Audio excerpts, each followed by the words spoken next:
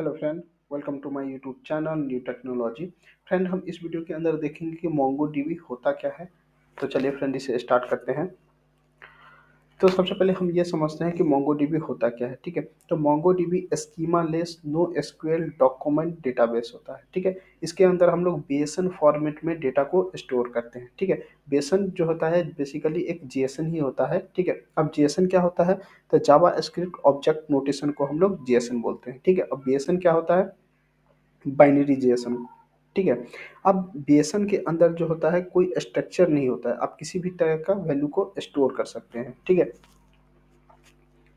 तो मान लीजिए कि आपके पास एक मोंगो का डेटा है जिसमें हम डिफरेंट डिफरेंट टाइप्स के कलेक्शन होंगे। जैसे मान लीजिए कि पोस्ट का एक कलेक्शन है, यूजर का एक कलेक्शन है, सिटी का एक कलेक्शन है, स्टूडेंट का एक कलेक्शन है। ठीक है, तो पोस्ट का जो डेटा होगा वो पोस्ट के कलेक्शन में स्टोर होगा, यूजर का जो डेटा होगा यूजर के कलेक्शन में स्टोर होगा। ठीक है, स्टूडेंट का जो कलेक्शन है स्टूडेंट के कलेक्शन में स्टोर होगा। ठीक है, अब मान लीजिए कि ये यूजर का कलेक्शन है, तो एक यूजर की डिटेल्स को हम लोग एक डॉक्यूमेंट्स बोलते हैं। ठीक है, जैसे मान लीजिए कि मेरा फर्स्ट नेम में रंजीत है, यानी कि ये एक डॉक्यूमेंट्स है। ठीक है, ये मान लीजिए ये मेरा ये नेम है जिसमें रंजीत है, तो ये मेरा एक डॉक्यूमेंट्स है। ठीक है, ये मेरा फर्स्ट नेम है और इसमें रमेश है, तो ये मेरा एक डॉक्यूमेंट्स यानी एक यूजर का डिटेल्स है। ठीक है, तो इसमें कोई स्ट्रक्चर नहीं है, इसीलिए हम इसको स्कीमा लेस बोलते हैं। ठीक है, तो मोंगो तो ये कहता है कि आप किसी भी तरीके से किसी भी तरीके का डेटा को इंसर्ट कर सकते हैं अपने मोंगो के अंदर। ठीक है,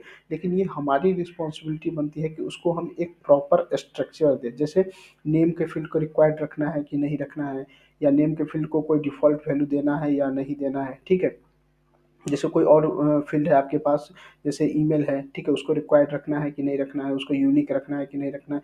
तो ये हमारी रिस्पॉन्सिबिलिटी है कि उसको एक प्रॉपर स्ट्रक्चर दें। ठीक है, और मान लीजिए कोई और फ़ील्ड है उसको डिफ़ॉल्ट वैल्यू सेट करना चाहते हैं, या कोई और फ़ील्ड है उसको हम लोग रिक्वायर्ड रखना चाहते हैं कि नहीं रखना चाहते हैं। ठीक है, तो मोंगो तो ये कहता है कि आप जैसा चाहे वैसा डेटा को स्टोर कर सकते हैं, लेकिन ये हमारी रिस्पॉन्सिबिलिटी है कि हम अपने जो स्ट्रक्चर है, डॉक्यूमेंट्स है, उसको एक प्रॉपर स्ट्रक्चर दें। ठीक है, और उसके अकॉर्डिंग डेटा को सेव करवाएँ। ठीक है, तो फ्रेंड, अगर आपको ये वीडियो अच्छा लगा हो तो मेरे चैनल को लाइक एंड सब्सक्राइब करना ना भूलें।